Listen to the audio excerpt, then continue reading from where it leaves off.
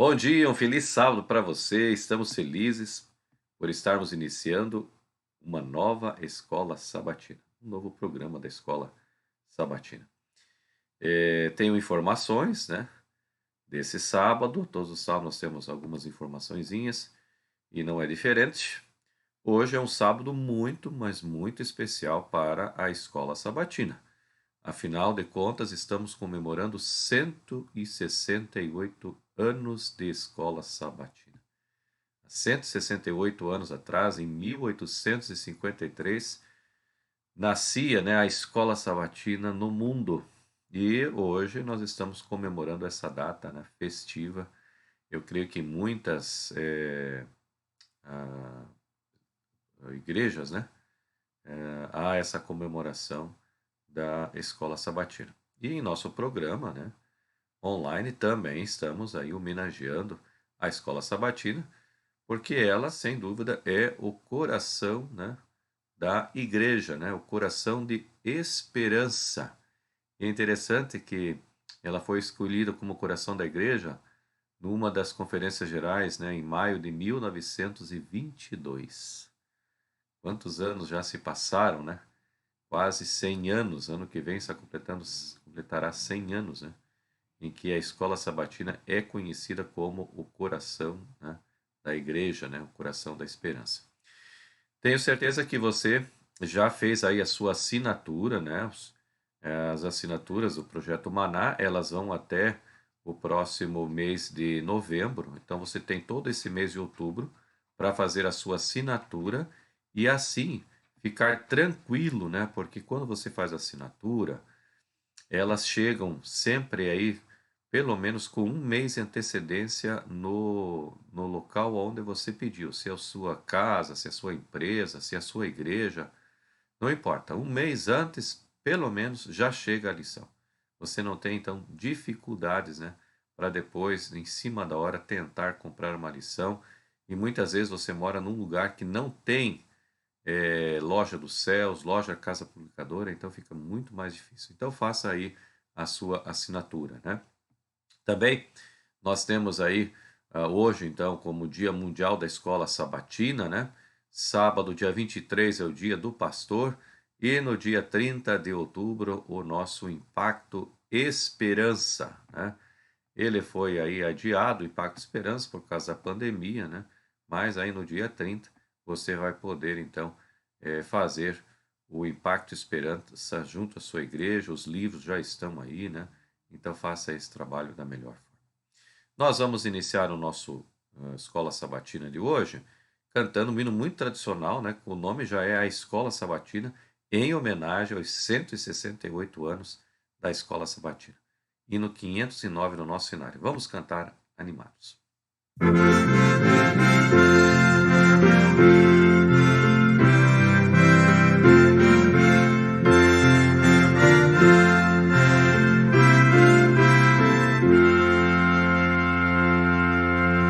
Em teu nome começamos esta escola, ó Senhor.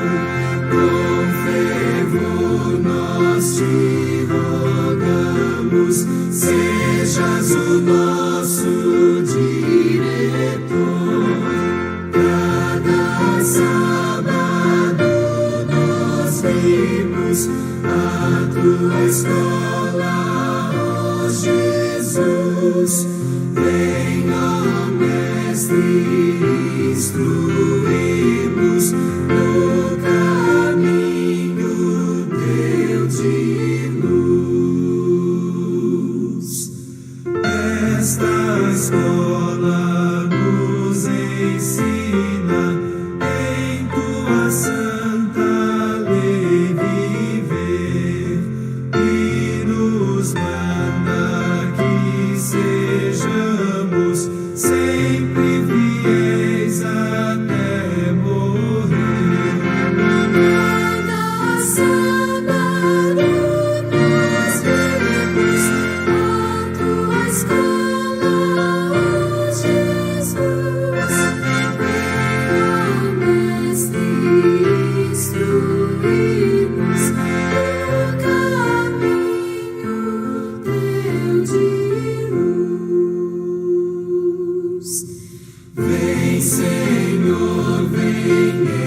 ensinamos, teus preceitos bem cumprir. Eis reunidos esperamos, tua presença aqui sentir. Cada sábado nós vemos a tua escola, ó Jesus. Venha, Mestre, instruir-nos no caminho teu de luz. Há 168 anos, o povo adventista, né, a cada sábado, tem ido à escola sabatina. Que privilégio podemos ter a escola sabatina em nossa igreja, né? Vamos orar. Bom Deus, bom Pai, muito obrigado pelo sábado que o Senhor está nos concedendo.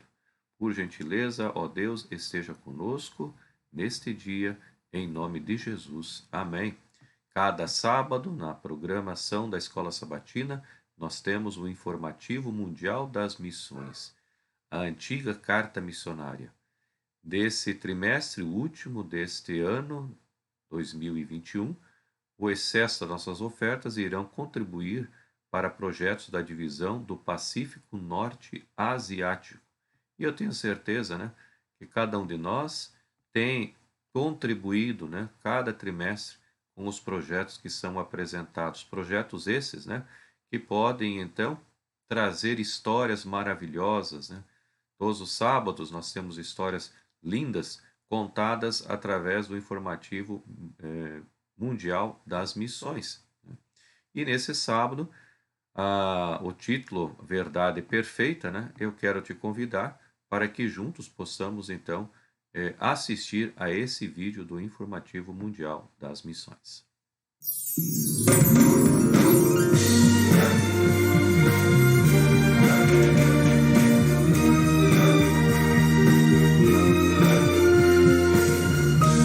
Informativo Mundial das Missões.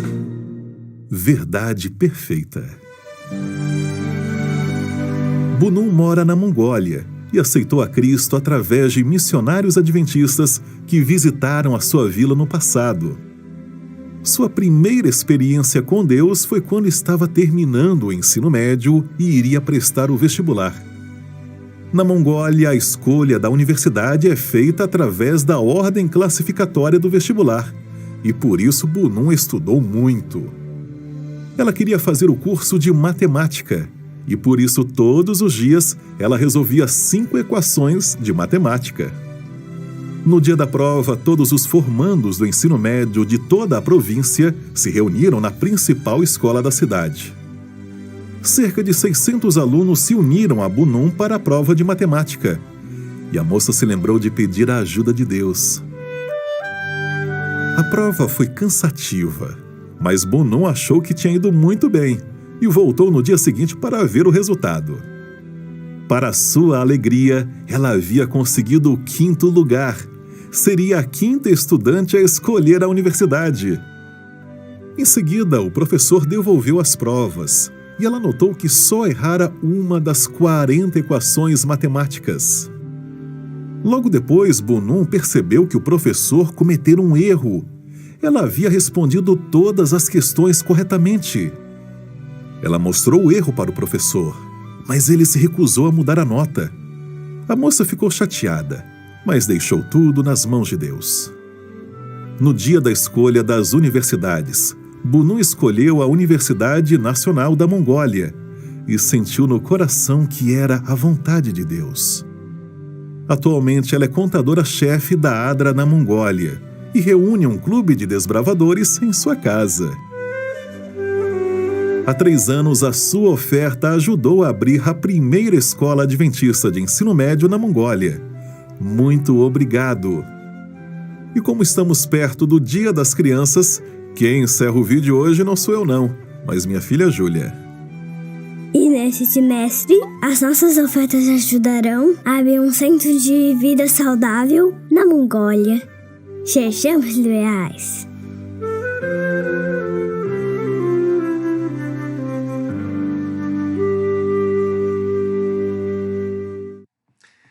Que história maravilhosa, né? Como Deus, ele trabalha na vida das pessoas, na nossa vida, muitas vezes a gente não compreende, né? Então, deixemos tudo nas mãos do Senhor, porque Ele sabe como resolver e o que vai ser melhor para nós, né? Então, você poderá contribuir com suas ofertas, né, através da sua ida à igreja e levar as suas ofertas pessoalmente, ou através aí, né, desse tão conhecido aplicativo SevenMe. Então, faça aí a sua oferta, né? Não deixe de contribuir, porque isso ajudará muitas e muitas pessoas a encontrarem a verdade. Vamos escutar Mateus Riso e Manuela Riso, Somos Razão.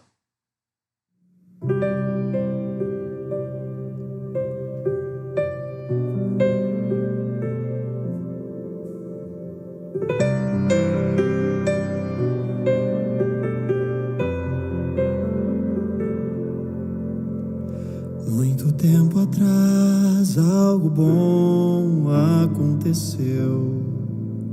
Não podia imaginar onde nasceu o menino que seria um rei, que um dia morrer só por amor ao pecador. Somos razão do amor de Jesus.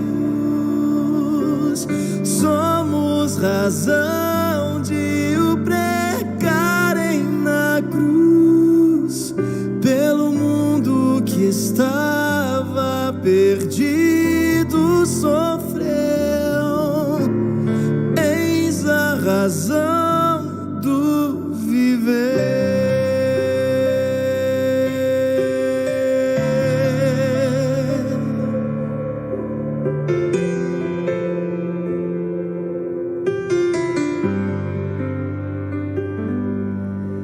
Eis-nos prontos mais e mais para servir, e o nosso interior a ti confiar, para ser um instrumento de valor em suas mãos. Sim, de eterno amor, amor sem par. Somos razão do amor de Jesus. Somos razão de o pregarem na cruz, pelo mundo que estava perdido sofreu. Eis a razão do viver. E finalmente achei a razão, Senhor. Razão porque meu coração se encheu de louvor.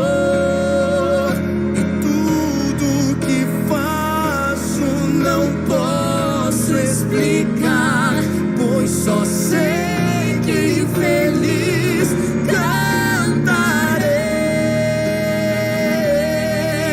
a ti. Somos razão do amor de Jesus.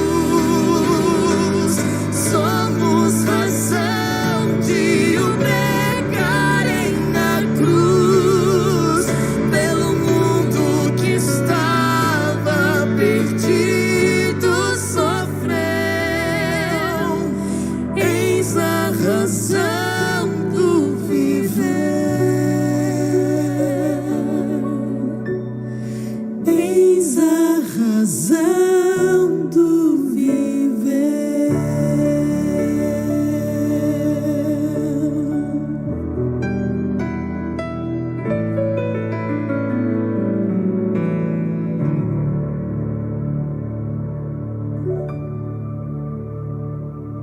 Amém. Cristo deve ser a razão, né, do nosso viver.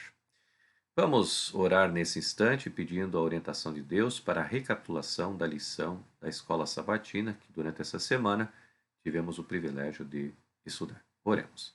Bom Deus, bom Pai, te pedimos agora que venhas estar conosco ao recapitularmos o estudo da lição dessa semana em nome de Jesus. Amém. Durante a semana, né, que se finda hoje, nós tivemos aí a oportunidade, né, de estudar mais uma lição da escola sabatina. O título geral desse trimestre é a verdade presente em Deuteronômio. E durante a semana estudamos aí a lição da história de Moisés, né? A lição número 2. E o verso áureo, 1 Coríntios, capítulo 10, versos 3 e 4. Todos eles comeram do mesmo alimento espiritual e beberam da mesma bebida espiritual, porque bebiam de uma pedra espiritual que os seguia, e a pedra era Cristo. Tome agora então a sua lição, né, e vamos aí à parte de domingo, né, que tem esse subtítulo, né, o ministério de Moisés. E é interessante, né, amados irmãos, que a lição aqui traz muitas coisas referentes a esse homem que foi, sem dúvida, um dos maiores líderes que esta terra conheceu. Moisés, toda a sua história, desde o seu nascimento, né, o milagre, né, de salvação que ele encontrou quando ele era ainda um bebê, tudo isso mostra e prova de que Moisés, sem dúvida alguma, foi um dos maiores líderes, né, que a história do mundo conheceu, né? E a presença de Moisés, né, ela é sentida em toda a Bíblia, né? Toda a Bíblia há uma menção sobre Moisés, né? E é interessante que, embora não seja mencionado até em Êxodo capítulo 2, verso 2, ele escreveu, né, o primeiro livro da Bíblia, o livro do Gênesis, né? A história oficial de quem somos, da onde viemos, né?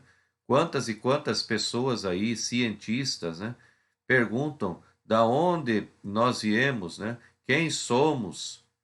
A resposta está em Gênesis. Já nos primeiros 2 capítulos deste livro, escrito por Moisés, vem a resposta a essas indagações que as pessoas perguntam por aí. É só olhar, né, na Bíblia, ali fala sobre a criação, fala sobre a queda, fala sobre a promessa da redenção, né? Fala sobre o dilúvio, fala sobre Abraão, né? E todos esses, né, escritos ali por Moisés. Deus inspirou, né, a Moisés a escrever esse precioso livro, né? E é interessante, queridos, que agora, né, em Êxodo capítulo 32, dos versos 29 a 32, né, nós vemos algo que nos chama a atenção, né? Embora, né, Moisés não tivesse nada a ver ali com o pecado do episódio descrito, né, ele buscou interceder junto a Deus pelo povo de Israel, né? E a sua intercessão foi de tal magnitude que ele preferiu até perder a sua própria salvação para que Deus pudesse perdoar os pecados, né, do povo. Então, esse líder era muito maior do que a gente consegue imaginar, porque ele estava disposto a perder a sua salvação em prol, né, do perdão de Deus para o povo, né? E a lição, então, nos diz, né, portanto, no início da Bíblia, temos uma demonstração poderosa de substituição, na qual o próprio Deus, na presença de Jesus, suporta em si mesmo o peso e a penalidade do nosso pecado. O caminho predeterminado por Deus para a salvação da humanidade enquanto esta permanece fiel aos princípios de seu governo e de sua lei. E é interessante, amados, que séculos, né, mais tarde, o apóstolo Pedro, ele escreveria sobre Jesus, né, carregando ele mesmo em seu corpo, né, como diz lá em 1 Pedro, capítulo 2, verso 24, né, carregando ele mesmo em seu corpo, sobre o madeiro, os nossos o quê? Pecados, para que nós, mortos para os pecados, vivamos para a justiça. Pelas feridas dele, fomos sarados. Então, o próprio apóstolo Pedro mostrou esse episódio que Moisés lá no passado fizera, né? E ao mesmo tempo, na reação de Moisés diante do pecado do povo, o vemos no papel do quê? De intercessor em favor de um povo caído e pecador, sendo então o quê? Precursor de Jesus, né? Que seria o redentor de cada um de nós.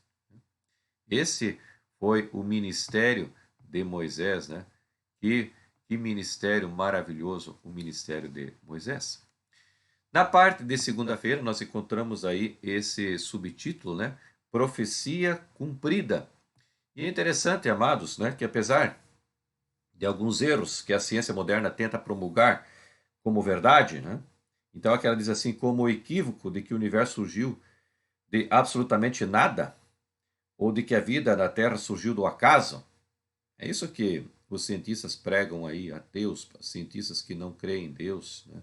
Não creem em Gênesis capítulo 1, capítulo 2. Né? A ciência abriu caminhos para a compreensão do surpreendente poder criativo de Deus. A harmonia, o equilíbrio, a precisão de muitos aspectos do mundo natural, mesmo em seu estado decaído, continua a surpreender. Como é que pode, né? A Terra girar em volta do seu próprio eixo? Como é que a Terra pode girar, né, em torno do Sol e de uma forma tão matemática? Ela não atrasa nem adianta, mas de uma forma precisa. Então, os cientistas ficam surpreendidos com isso. Como é que pode tudo isso, né? Então, se Deus ele é tão certinho, né, tão preciso na natureza física, né? Certamente também ele é perfeito nas coisas o quê? Espirituais, né? Então, no início de Deuteronômio, nós podemos aprender mais da incrível precisão divina, né? Interessante que o que aconteceu, né, depois que Moisés enviou os espias a Cades Barneia, né, para verificar, e o povo rejeitou aquela, né, ida para Cades Barneia, né? Nós vamos já comentar um pouquinho para frente, quando fala só sobre isso, né? Então aqui fala que, segundo, né,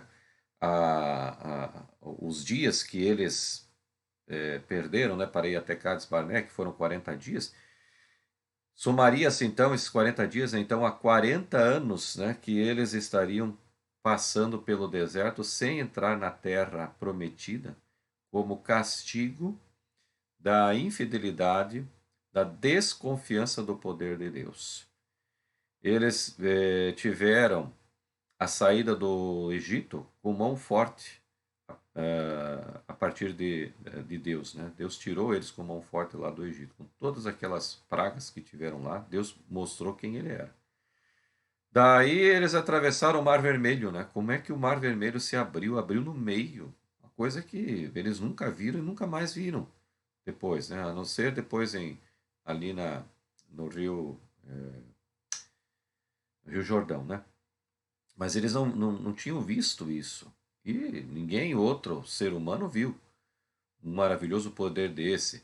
Viram a nuvem protegendo eles do sol causticante, depois protegendo do frio, né, na inversão térmica no deserto, iluminando eles, o maná que caiu do céu, a água que saía da rocha, puxa vida, tanta coisa.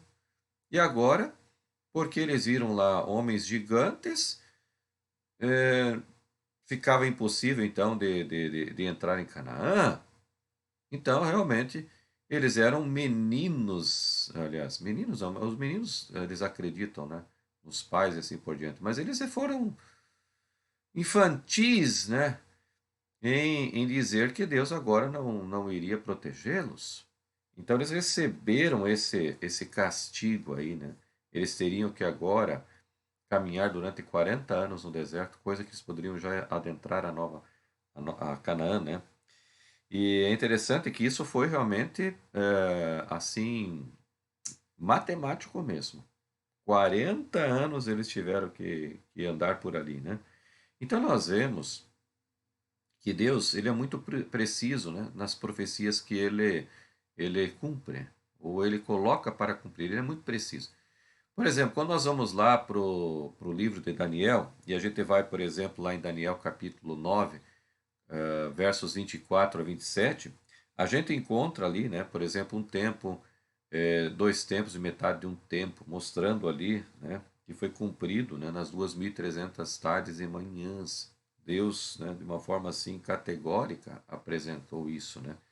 E, além dos períodos precisos de tempo, as profecias de Daniel 2, Daniel 7, Daniel 8, né, que de forma tão certeira previram a história mundial, nos dão evidências o quê? Esmagadoras da presciência do controle e da confiabilidade divinos. Então, nós podemos realmente acreditar no nosso Deus porque ele cumpre as suas promessas de uma forma categórica, é certeira, né? Não há o que desconfiar. Então, o povo, ele desconfiou, né, de algo que não deveria desconfiar, porque Deus estava com eles, né, todo momento. Vamos então à parte de terça-feira, tem esse subtítulo aí, né? 1000 vezes mais numerosos, né? Então, após a longa jornada no deserto, o profeta Moisés, né? Poderemos considerá-lo, né, como, além de líder, um profeta, né? Ele disse em nome do Senhor, né? Então nós encontramos lá, já no começo de Deuteronômio, no capítulo 1, no verso 8, o seguinte, ó.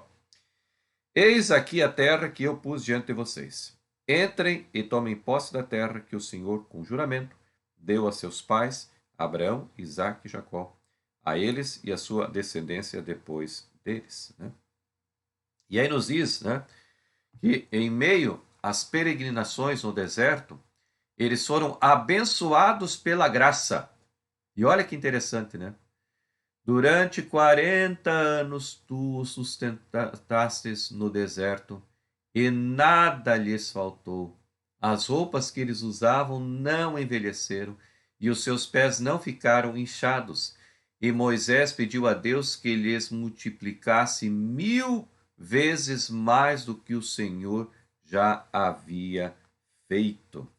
Ah, amados, Deus é um Deus maravilhoso. Quando um dos seus servos, né, que é fiel ao Senhor, como Moisés fora, ele pediu que 1000 vezes fosse multiplicado as bênçãos, né, que o Senhor já havia dado a eles, né? Então a lição nos diz que mesmo quando o Senhor estava presente entre eles, havia então a necessidade do quê? De uma organização, né, de um sistema de prestação de contas. E lá no Antigo Testamento, lá no tempo de Israel, era o Carral, né, uma congregação organizada. Lá no Novo Testamento, esse Carral ficou conhecido como eclesia, que hoje nós conhecemos, né, por igreja. O apóstolo Paulo usou esse contexto ali, né? E é interessante que todas, né, tanto o Carral quanto a igreja, né, eles tinham um sistema organizado, né? A igreja, no presente, né, assim como o Carral naquela época, precisa ser um corpo o quê? Unificado. Porque se não for assim, se houver divisões, essa igreja, né, ela não irá prosperar, né? E essas pessoas que fazem parte dessa eclesia, né, esse grupo de pessoas que a gente chama de igreja, né, elas desempenharão, então, vários papéis segundo o quê? Segundo os dons que o Senhor concedeu a elas, né? E aqui a liçãozinha termina dizendo assim, né, na parte de terça, apesar dos protestos de algumas pessoas contra a religião organizada, a Bíblia, em especial o Novo Testamento, não reconhece outro tipo de igreja além da igreja organizada. E nós sabemos, né, que é através da igreja organizada que a gente tem, então, tudo que nós conhecemos hoje, né? Essa organização é maravilhosa e isso deve continuar. Na parte de quarta-feira, então, temos esse subtítulo aí, né? Cades Barneia, né? Eu disse para vocês que a gente iria retornar, né? Então aqui a lição nos diz que uma sombra paira sobre as primeiras partes de Deuteronômio, né? O relato de Cades Barneia. Esta história infeliz definiu o primeiro cenário relatado no livro, né? E vale a pena recapitulá-lo, né? E é interessante, né, que temeram o povo de Israel, em vez de confiar em Deus, eles temeram, né? Por isso eles vagaram por 40 anos no deserto. Aí estava o castigo deles, né? Vocês não confiaram? Então, levaram 40 dias para espiar a terra, né? Então, nós vamos fazer 40 anos. Vocês vão vaguear aqui no deserto para aprenderem a confiar no Senhor, né? Que coisa triste, né? Nós podemos, então, tirar muitas lições importantes dessa história, né? Outra história nós podemos encontrar lá em Números capítulo 14, né? Dos versos 11 ao verso 20, né? E aqui nos diz, né, que Moisés, né, ele disse para Deus, né, Deus queria ali destruir o povo de uma vez. Já a paciência de Deus já havia se esgotado. E aí, Moisés, de uma forma bem humilde, né, ele chega para Deus e diz a Deus: Senhor, se o Senhor fizer isso, o que vão pensar as outras nações? O que vai pensar o próprio Egito? Deus, né, tirou o povo do Egito para matar lá no deserto. Como é que o Senhor vai ficar conhecido entre as nações, né? Então, é interessante que a nação, né, de Israel, ela deveria ser o quê? Uma luz para o mundo. E, infelizmente, ela não o foi. Testemunha sobre o amor, o poder e a salvação encontrados em Deus, não nos ídolos, né, sem valor. Mas o povo de Israel preferiu buscar os ídolos que as outras nações adoravam. Que coisa triste. E aqui em Números 14, 16 nos diz, né, visto que o Senhor não conseguiu fazer esse povo entrar na terra que lhe prometeu com juramento, matou-os no deserto. Porém, o relato, né, tem um tema encontrado na Bíblia. Deus deve ser glorificado em seu povo. E ela diz: a glória, a bondade, o amor e o poder divinos devem ser revelados em sua igreja, pelo que ele faz por meio de seu povo. Nem sempre as pessoas tornam-se isso fácil, mas no final das contas, Deus quer ser glorificado por meio das nações, né? De suas ações, melhor dizendo, né? Vamos à parte, então, agora de quinta-feira. Aí tem esse subtítulo, né? A iniquidade do amorreu. Né? É interessante, amados, que em Deuteronômio capítulo 2, capítulo 3, né? Moisés, ele continuou a recontar, né, a história israelita e como uma bênção divina, eles derrotaram seus inimigos, né? Quando eles foram fiéis, Deus lhe deu vitórias, inclusive mesmo diante de gigantes. E aqui vem algo muito especial para nós. Quando nós fazemos a vontade de Deus, Deus vai nos abençoar de tal maneira que nós vamos, né, derrotar até os gigantes da nossa vida. E eu pergunto, quais são os gigantes que rodeiam a tua vida? Que problemas, que tentações você tem, que são verdadeiros gigantes. Mas se você for fiel a Deus, humilde ao Senhor, Ele irá derrotar esses gigantes, né? Então, isso nos traz à tona, né, o incômodo assunto, né, sobre a destruição dessas pessoas. Aqui a Bíblia nos diz que Deus destruiu, né, todos os homens, mulheres e crianças. E algumas partes falam até dos animais. E aí vem muitos aí, né, querendo dizer: ah, mas que Deus é esse? Deus que destrói as pessoas, Deus que mata as pessoas. Que Deus é esse? Ah, parece que o Deus do Velho Testamento é diferente do Deus do Novo Testamento. Uma coisa nós temos que colocar na nossa mente. Quem somos nós? Vou repetir. Quem somos nós, reles seres humanos, pecadores, mortais, para dizer alguma vírgula de Deus. Quem somos nós? Nós não somos nada. Então não existe na face da terra alguém que queira dizer alguma coisa de Deus. O que Deus tem que fazer, o que não tem que fazer. Não somos capazes de fazer isso, porque nós somos, como a Bíblia diz, farrapo humano, trapos e farrapos. Somos vermes, não somos nada. Então, não venha com esse pensamento diabólico vir à sua mente, né? Ah, Deus matou tantas pessoas ano passado, e assim por diante e tal. Tire esse pensamento da sua cabeça, porque é um pensamento diabólico. Porque eu e você não temos, né, a capacidade de dizer o que Deus tem que fazer, o que Deus não tem que fazer. Deus dá a vida e tira a vida de quem Ele quiser e ponto final. Não temos que ficar aí cultivando, né, pensamentos contrários a isso. De forma alguma. Deus é Deus. Né? Deus é Deus. E Ele sabe o que Ele faz. E a lição, então, nos diz aí, né? Olha que interessante, né? Não há dúvidas de que muitas dessas nações pagãs eram extremamente brutais e cruéis e, com razão, poderiam ter sofrido a ira e o castigo de Deus muito antes. Essas nações já estavam passando dos limites e elas poderiam ser destruídas muito antes. Deus, em sua onisciência, Ele destruiu naquela época, na época que eles estavam, né, o povo de Israel estava atravessando o deserto. E Deus, então, cumpriu o seu juízo ali. E ponto final. Não temos que ficar aí, né, pensando o que Deus poderia ter feito, o que Deus não poderia ter feito. Mesmo que Deus esperasse pacientemente que mudassem seus caminhos e eles não mudassem, isso ainda não altera a dura realidade sobre a morte de todos, incluindo crianças.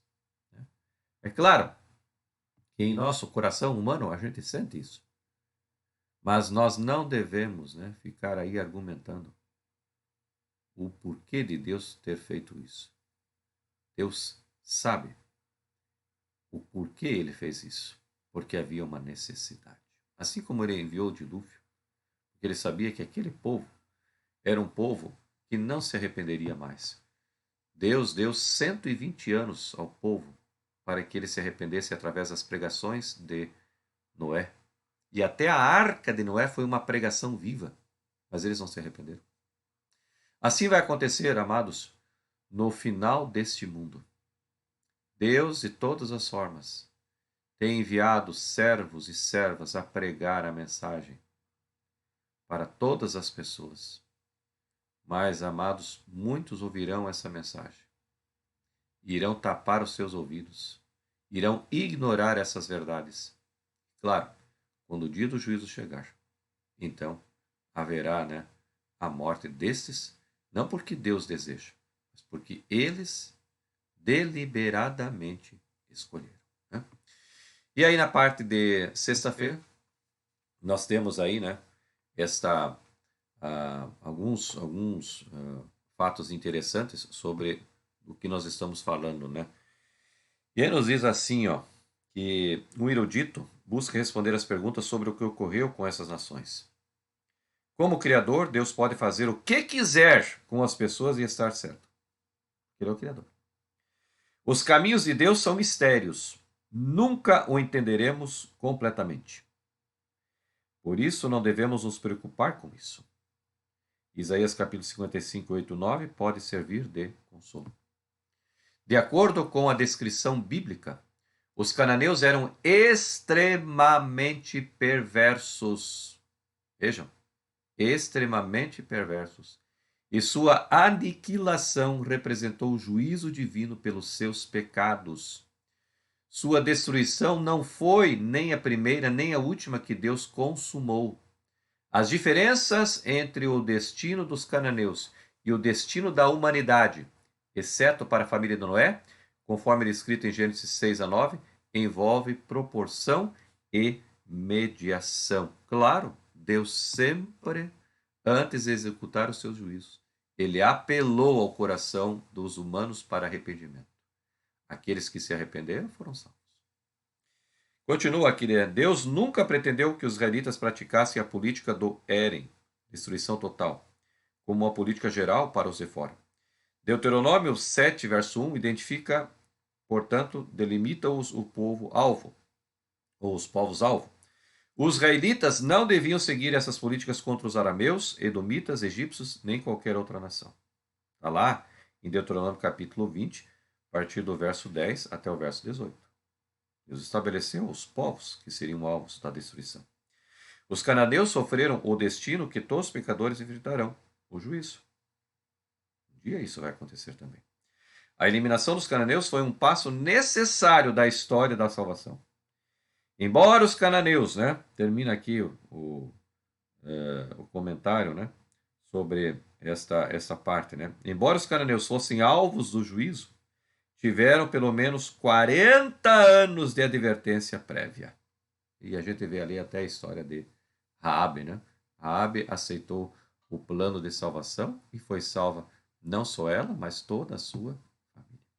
Então aqui demonstra claramente, o grande amor de Deus pela humanidade. Mas Deus é um Deus também de juízo. E como aconteceu lá com os cananeus, haverá de acontecer também em nossos dias. Deus está dando oportunidade para todos os homens e mulheres desse mundo conhecerem a verdade e seguirem a verdade. Mas muitos, ou todos, todos receberão essa oportunidade. Mas infelizmente, muitos irão desconsiderar essa verdade. E aí terão que enfrentar o juízo de Deus. Muito bem, então logo após o almoço hoje, você já poderá então ler e estudar o sábado à tarde, que a gente encontra na lição, com esse título, Aliança Eterna. E você poderá então já começar a estudar a liçãozinha, tá aí o verso áureo, após o almoço de hoje, e já começar então a vislumbrar a lição da próxima semana, não esqueça, você que não foi à igreja, faça aí o preenchimento do seu link, do seu CRM, para que nós possamos sempre ter aí uma escola sabatina, forte, uma escola sabatina aí que mostra que tem se desenvolvido, E como é fácil, É tão rápido, é só você tomar alguns minutinhos aí e preencher este link. Que Deus realmente possa nos abençoar. Tenha a plena certeza que, embora esse mundo seja terrível, esse mundo esteja longe de Deus, tenha certeza que Deus sempre cuidará de você. É o hino que nós queremos encerrar, a lição da Escola Sabatina, o programa da Escola Sabatina, no nosso inário encontramos no número 373. Vamos cantar juntos, Deus cuidará de ti.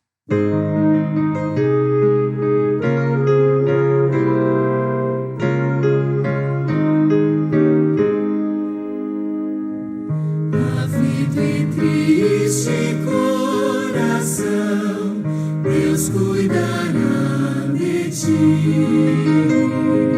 onde opera a sua mão, Deus cuidará de ti.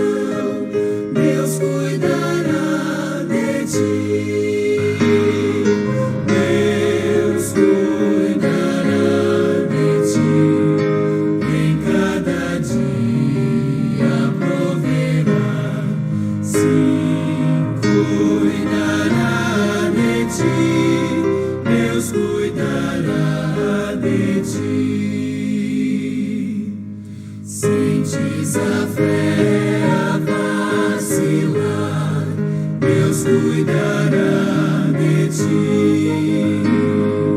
Ao teu amor quer forças dar, Deus cuidará de ti. Deus cuidará de ti. Em cada dia proverá. Sim, cuidará de ti. Deus cuidará de ti. Que promessa maravilhosa que Deus faz para cada um de nós, né? Ele cuidará de cada um. Vamos orar. Bom Deus, bom Pai, muito obrigado pelo momento especial que tivemos, o programa da Escola Sabatina. Agradecemos, ó Deus, pelas músicas, pelas orações, pela carta missionária, pela lição recapitulada. Que possamos confiar no Senhor todos os dias, sabendo que o Senhor cuidará de cada um de nós. Venha estar conosco no restante desse sábado, nos concedendo um sábado muito abençoado, em nome de Jesus. Amém. Quero então agradecer a você por mais um programa da Escola Sabatina.